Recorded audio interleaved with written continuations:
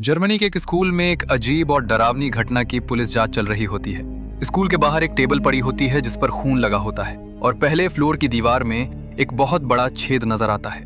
देखकर ऐसा लगता है जैसे किसी ने पूरी ताकत लगाकर उस टेबल को दीवार में फेंक दिया हो। इतनी ताकत किसी आम इंसान की तो हो नहीं सकती। इसी बीच एक रहस्यमयी औरत वहां पहुंचती है और बिना किसी से कुछ कहे स्कूल के अंदर चली जाती है। अंदर कोर्ट में एक छोटी लड़की छुपी हुई मिलती है, डरी हुई, सहमी हुई। उस लड़की का नाम वडी होता है। वो औरत अपना नाम डॉक्टर स्टर्न बताती है। वो कहती है कि वो एक सरकारी साइकियाट्रिस्ट है और वडी को सुरक्षित जगह पर ले जाएगी। लेकिन यही कहानी एक सवाल छोड़ देती है, क्या वाकई ये सुरक्षा है या किसी और सच्चाई की शुरुआत? सालों बाद वही वडी अब एक वेट्रेस के रूप में काम कर रही होती है। हर सुबह दवाइयां, वही रोजमर्रा की जिंदगी। वो अपने पति मार्स, जो एक सिक्योरिटी गार्ड है, और अपने बेटे काल के साथ रहती है। जिंदगी दिखने में ठीक लगती है, लेकिन पैसों की तंगी लगातार बढ़ती जा रही होती है। घर का लोन और ईएमआई का बोझ उसे अंदर ही अंदर तोड़ रहा होता है। इसी वजह से वडी फैसला करती है कि वो अपने बॉस से प्रमोशन की बात करेगी।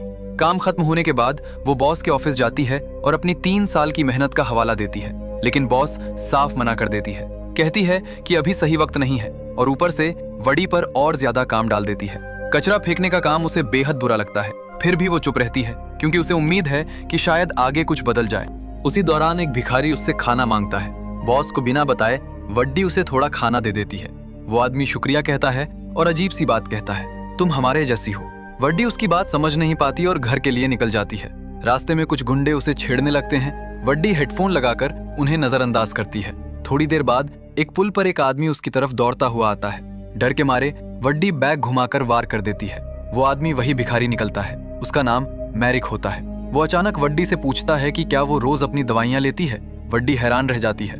मैरिक बताता है कि ये दवाइयां उसकी असली ताकत को दबा रही हैं। अपनी बात साबित करने के लिए वो पुल से नीचे कूद जाता है। नीचे गिरने के बाद भी उसे कुछ नहीं होता, लेकिन तभी एक तेज रफ्तार ट्रक मैरिक के ऊपर से गुजर जाता है। ये देखकर वड्डी पूरी तरह सदमे में आ जाती है। वो इमरजेंसी कॉल करती है और वहां से चली जाती है। अगले दिन थेरेपी सेशन में वड्डी डॉक्टर स्टर्न को पूरी बात नहीं बताती, बस इतना कहती है कि उसने एक अजीब सपना देखा जिसमें उसके पास ताकतें थीं। डॉक्टर स्टर्न तुरंत दवाइयां बढ़ाने की बात करती है। घर लौटने पर वड्डी को घर खाली करने का एक और नोटिस मिलता है। पैसों की तंगी से हालत और खराब हो जाती है। कुछ दिन बाद वड्डी फिर मैरिक को देखती है, जिंदा और बिल्कुल ठीक। अब उसे यकीन हो जाता है कि वो झूठ नहीं बोल रहा था। मैरिक बताता है कि वो भी एक फ्रीक है और उसका शरीर कभी नष्ट नहीं हो सकता। वो वड्डी से दवाइयां छोड़ने को कहता है। उस रात वड्डी अपनी सारी दवाइयां फेंक देती है। कुछ ही दिनों में उसके शरीर में अजीब बदलाव आने लगते हैं। काम करते वक्त वो गलती से एक स्टील ट्रे मोड़ देती है। अब वड्डी समझ जाती है कि उसके पास सुपर स्ट्रेंथ है। एक दिन वही गुंडे फिर से उसका रास्ता रोकते हैं। इस बार वड्डी डरती नहीं, वो आसानी से सबको हरा देती है। उस पल उसे पहली बार आजादी महसूस होती है। अगली सुबह डॉक्टर स्टर्न अचानक उसकी काम की जगह पहुंच जाती है और दवाइयों की अहमियत समझाने लगती है। वड्डी वादा तो कर लेती है, लेकिन अब उसके मन में सवाल है, आखिर डॉक्टर उसे गोली क्यों खिलाना चाहती है? और यहीं से कहानी और भी खतरनाक मोड़ लेने वाली है। डॉक्टर के जाते ही बॉस वडी के पास पहुंच जाती है। उसके हाथ में वही मुड़ी हुई स्टील की ट्रे होती है। वो साफ इल्जाम लगाती है कि ये सब वडी ने ही किया है और कहती है कि इसके पैसे उसकी सैलरी से काटे जाएंगे। ये सुनते ही वडी का गुस्सा फूट पड़ता है।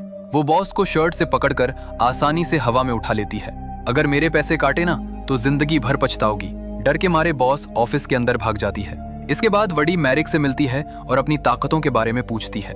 मैरिक बताता है कि दुनिया में उन जैसे बहुत से लोग हैं, लेकिन सरकार दवाइयों से उनकी शक्तियां दबा रही है। अगर सच्चाई जाननी है तो थेरेपी बिल्डिंग की जांच जरूरी है। रात में वडी वहां पहुंचती है। बिल्डिंग बंद होती है। वो सोचती है अंदर कैसे जाए, और तभी उसे एक सुपर हीरो मूवी याद आती है।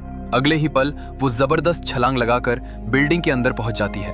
अंदर उसे पेशेंट्स की फाइलें मिलती हैं। उन्हीं में एल्मार की फाइल भी होती है। अब वडी समझ जाती है कि एल्मार भी एक फ्रीक है। वो सीधे एल्मार के घर जाती है और उसे दवाइयां लेने से रोकती है। शुरुआत में एल्मार को शक होता है, लेकिन सुपर हीरो फिल्मों का फैन होने के कारण और घर की हालत से तंग आकर वो दवाइयां छोड़ने का फैसला कर लेता है। अगले दिन वडी खुद को और ज्यादा ताकतवर महसूस करती है। वो बिना डरे सीधे बॉस के ऑफिस में जाकर प्रमोशन की बात करती है। बॉस कुछ कह ही नहीं पाती। शाम को वडी एल्मार से मिलती है। एल्मार एक लैंप उठाकर अपने दिमाग की ताकत से उसे जला देता है। अब उसे समझ आता है कि उसके शरीर से बिजली निकलती है, यही उसकी सुपर पावर है। दोनों को एहसास होता है कि बचपन से उनकी ताकतों को दबाया गया है, एल्मार मानने लगता है कि ये शक्तियां भगवान का तोहफा हैं और उनके जैसे लोग कुछ बड़ा करने के लिए बने हैं। लेकिन वड़ी के लिए सबसे बड़ी चिंता अभी भी पैसे हैं। एटीएम के पास जाकर वो एक जोरदार लात में मशीन तोड़ देती है और घर की ईएमआई भरने के लिए पैसे निकाल लेती है। इसके बाद वो मुस्कुराकर कहती है कि थोड़ा एंजॉय करना भी बनता है और दोनों नाइट क्लब चले जाते हैं। वहां वड़ी देखती है कि कुछ लड़के एक लड़की को परेशान कर रहे हैं। वो उन्हें सुनसान गली में ले जाती है और अपनी सुपर स्ट्रेंथ से सबको गिरा देती है। एक लड़का पीछे से हमला करता है, लेकिन एल्मार बिजली का झटका देकर उसे वहीं ढेर कर देता है। वड़ी उसका शुक्रिया अदा करती है और दोनों अपने अपने घर लौट जाते हैं। घर पहुंचकर वड़ी अपने पति को पैसे देती है और पहली बार उसे लगता है कि हालात उसके कंट्रोल में हैं। अगले दिन वड़ी अपने बेटे काल को स्कूल से लेने जाती है। वहां 3 लड़के उसे परेशान कर रहे होते हैं। उनका लीडर वड़ी का मजाक उड़ाता है। वड़ी चुपचाप आगे बढ़ती है और बड़ी आसानी से तीनों की साइकिलें तोड़ देती है। काल हैरान रह जाता है। उसे अब साफ समझ आ जाता है उसकी मम्मी बिल्कुल आम नहीं है, लेकिन यहीं से वड़ी की ताकतें उसके लिए सबसे बड़ी मुसीबत बनने वाली थीं। घर का पूरा कर्ज चुकते ही वड़ी चैन की सांस लेती है। वो पूल भरवाती है, सोचती है अब परिवार के साथ वक्त मिलेगा। लेकिन उसी समय नाइट क्लब वाले लड़के पुलिस में शिकायत दर्ज करा देते हैं। उनका दावा होता है एक सुपर स्ट्रेंथ वाली औरत ने हमला किया। पहले पुलिस हंसती है, फिर मामला चीफ तक जाता है और एक एक्सपर्ट बुलाया जाता है, डॉक्टर स्टर्न। वो उस औरत को ढूंढना चाहती है। इधर वड़ी एल्मार को मैरिक से मिलाती है। एल्मार अपनी पावर दिखाता है और पूरे घर की बिजली एक झटके में चालू कर देता है। मैरिक बताता है उन जैसे और भी लोग हैं, सब एक साइकेट्रिक क्लिनिक में बंद हैं। ये सुनते ही एल्मार तय कर लेता है सबको बाहर निकालेंगे। मैरिक इसे रिस्क मानता है। पकड़े गए तो सरकार उन्हें भी बंद कर देगी, लेकिन वड़ी साफ कहती है हम इंसान हैं, अपराधी नहीं। आखिरकार मैरिक मान जाता है। तीनों क्लिनिक के लिए निकलते हैं। रास्ते में एल्मार अपना सुपर हीरो कॉस्ट्यूम दिखाता है, नाम रखता है इलेक्ट्रोमैन। वो सबके लिए कॉस्ट्यूम बनाता है। मैरिक मना करता है। वड़ी सिर्फ लाल बाल पहनती है। क्लिनिक पहुंचते ही मैरिक और एल्मार बाहर रुकते हैं। वड़ी अंदर जाती है। गार्ड बिना परमिशन मना कर देता है। वड़ी फ्लर्ट करती है, बाथरूम का रास्ता पूछती है। गार्ड मुड़ता है। वड़ी उसे बेहोश कर देती है। फर्श पर गार्ड गिर जाता है। वहीं अब एल्मार एक झटके में पूरा सिस्टम बंद कर देता है। तीनों पेशेंट्स को ढूंढने निकलते हैं, लेकिन उन्हें नहीं पता गार्ड होश में आ चुका है, बंधा हुआ। फिर भी अलार्म दबा देता है। उधर पेशेंट्स मिल जाते हैं। तभी एक पुलिस वाला सामने आता है, बंदूक तानता है, सरेंडर करो। वड़ी बिना सोचे टेबल उसकी तरफ फेंकती है। पुलिस वाला घबराकर गोली चला देता है। गोली सीधे मैरिक को लगती है, पर उसे कुछ नहीं होता और इसी पल सब समझ जाते हैं उन्होंने बड़ी गलती कर दी है। अलार्म बजने लगता है और तीनों भागने लगते हैं, लेकिन पुलिस ने उन्हें बंदूक लेकर घेर लिया। तभी बाहर जोरदार बारिश शुरू हुई। एल्मार ने इसे इलेक्ट्रिक चार्ज बनाने के लिए इस्तेमाल किया। सारे पुलिस वाले बेहोश हो गए। आखिरकार तीनों भाग निकले, लेकिन वड़ी घबरा गई। उसने गाड़ी रोकने को कहा। डर था कि बिजली से कोई मर तो नहीं गया। मैरिक ने एल्मार को डांटा कि अपनी ताकत लापरवाही से इस्तेमाल ना करे। एल्मार को पूरी बात समझ नहीं आई, लेकिन उसे लगता था कि ये ताकत भगवान ने किसी मकसद के लिए दी है। वड़ी को बुरा लगा। उसने फैसला किया सब कुछ भूलकर अपने परिवार के पास लौटेगी। उसने घर पर पार्टी रखी और पड़ोसियों को बुलाया, लेकिन एल्मार अपनी ताकतें छोड़ना नहीं चाहता। अब उसे डर था कि मैरिक उसे रोक देगा, तो वो डॉक्टर स्टर्न के पास गया। बोला मैं थेरेपी जारी रखना चाहता हूँ। साथ ही एक भिखारी ने मुझे कहा दवाई छोड़कर देखो। डॉक्टर स्टर्न ने पूछा वो आदमी कौन था। एल्मार चालाकी से मैरिक की लोकेशन बता देता है। कुछ घंटों बाद एजेंट्स बंदूक लेकर मैरिक के ठिकाने पर पहुंचते हैं। मैरिक भागता है, लेकिन पकड़ा जाता है। उसे क्लिनिक ले जाया जाता है। वड़ी को कुछ पता नहीं होता, वो अपने परिवार के साथ समय बिता रही होती है। तभी एल्मार उसके घर आता है, सुपर हीरो कॉस्ट्यूम पहनकर। वड़ी पूछती है तुम यहाँ क्यों? एल्मार बताता है मैरिक पकड़ा गया, अगला निशाना हम होंगे। मैंने तरीका ढूंढ लिया है जिससे हम खुद को बचा सकते हैं। हमारी ताकतें अगर मिल जाएं तो कोई रोक नहीं पाएगा। वड़ी मना कर देती है, मैं किसी को नुकसान नहीं पहुंचाऊंगी, अपने परिवार को खतरे में नहीं डालूंगी। एल्मार को यह पसंद नहीं आता। वो गुस्सा होकर चला जाता है, कहते हुए ये मेरी ताकत है, मैं जैसा चाहूं इस्तेमाल करूंगा, कोई मुझे रोक नहीं सकता। उधर वड्डी का पति मास पूछता है ये आदमी कौन था, क्या चाहिए था? वड्डी अब सच छुपा नहीं पाती, बताती है एल्मार एक सुपर हीरो है, हम जैसे लोगों को फ्रीक कहते हैं। दवाइयों ने मेरी ताकत दबा दी थी। मार्स को विश्वास नहीं आता। वो कहता है तुम भ्रम में हो, दवाइयां नहीं ले रही ना, और डॉक्टर स्टर्न को फोन करने लगता है। वड्डी उसे रोकती हुए हल्का धक्का मारती है, लेकिन उसकी ताकत इतनी जबरदस्त थी कि मार्स के हाथ में चोट लग जाती है। सभी मेहमान चौंक जाते हैं। काल पूछता है माँ आपने ऐसा क्यों किया? वड्डी को अपनी गलती का एहसास होता है। वो घर से भाग जाती है। काफी देर सोचकर वो एल्मार से मिलने का फैसला करती है। एल्मार अपने घर पर होता है। उसके पिता उससे कहते हैं मैं थक गया हूँ तुम्हारी जिंदगी बर्बाद होते देखकर, कुछ काम करो, कॉमिक बुक्स छोड़ो। एल्मार अपने मन की बात कहता है, माँ के मर जाने के बाद मैं आपके प्यार के लिए तरसता रहा, लेकिन सिर्फ डांट मिली, कभी पूछा नहीं कि मैं क्या चाहता हूँ। पिता को बुरा लगता है। वो सॉरी कहते हैं, दोनों गले लगते हैं, लेकिन एल्मार के मन में गुस्सा बना रहता है। पुराने गुस्से की वजह से वो अपने पिता को मार देता है। इसी समय वड्डी वहां पहुंचती है, डर के मारे रुक जाती है, लेकिन एल्मार को फर्क नहीं पड़ता। वो कहता है, हम दोनों खास हैं, हम पैदा हुए हैं इस दुनिया पर राज करने के लिए। लेकिन वड्डी ऐसा कुछ नहीं चाहती। वो वहां से जाने लगती है, लेकिन एल्मार उसे रोक देता है और बिजली का झटका देकर बेहोश कर देता है। कुछ घंटों बाद वड्डी एक कमरे में बंधी हुई जागती है। उसके पास डॉक्टर स्टर्न बैठी होती है।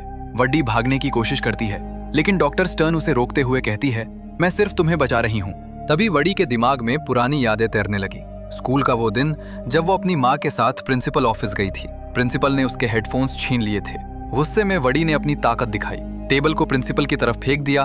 प्रिंसिपल दीवार तोड़कर बाहर जा गिरा। उस पल की याद से वड्डी के भीतर अजीब सा डर और पछतावा भर गया। डॉक्टर स्टर्न ने धीरे से कहा, तुम्हें ट्रीटमेंट की जरूरत है, वरना ये ताकत दूसरों के लिए खतरा बन जाएगी।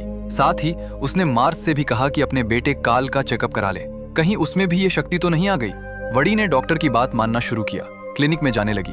दवाइयों के असर से वो कमजोर होने लगी, लेकिन उसकी आंखों में अब भी डर था, अपनी ही ताकत से। रात को जब नर्स दवा देने आई, तभी एल्मार वहां पहुंच गया। वो वड्डी को एक म्यूजिक प्लेयर देता है, बिल्कुल वैसा जैसा बचपन में था। अपनी असलियत को अपनाओ, वो कहता है, और यहाँ से निकल चलो। वड्डी मना कर देती है और मदद के लिए चिल्लाती है। एल्मार मुस्कुराकर चला जाता है, एक दिन तुम मेरे पास जरूर आओगी। अगले कुछ मिनटों में पूरे शहर में अंधेरा छा जाता है। पावर प्लांट फेल हो जाता है। इधर मार्स और काल घर पर थे। तभी किसी ने दरवाजा खटखटाया। वो एल्मार था। मार्स उसे पहचान लेता है और कहता है, चले जाओ, लेकिन एल्मार बिना जवाब दिए खड़ा रहता है। मार्स में उसे मुक्का मारा, लेकिन एल्मार ने शांत रहते हुए हाथ बढ़ाया, उठाओ मुझे। उधर क्लिनिक में पावर कट से सारे लॉक खुल गए। लोग इधर उधर भागने लगे। वड्डी भी जल्दी से निकल पड़ी, पर डॉक्टर स्टर्न और गार्ड ने उसे रोकने की कोशिश की। तभी मैरिक आ गया और गार्ड को गिरा दिया।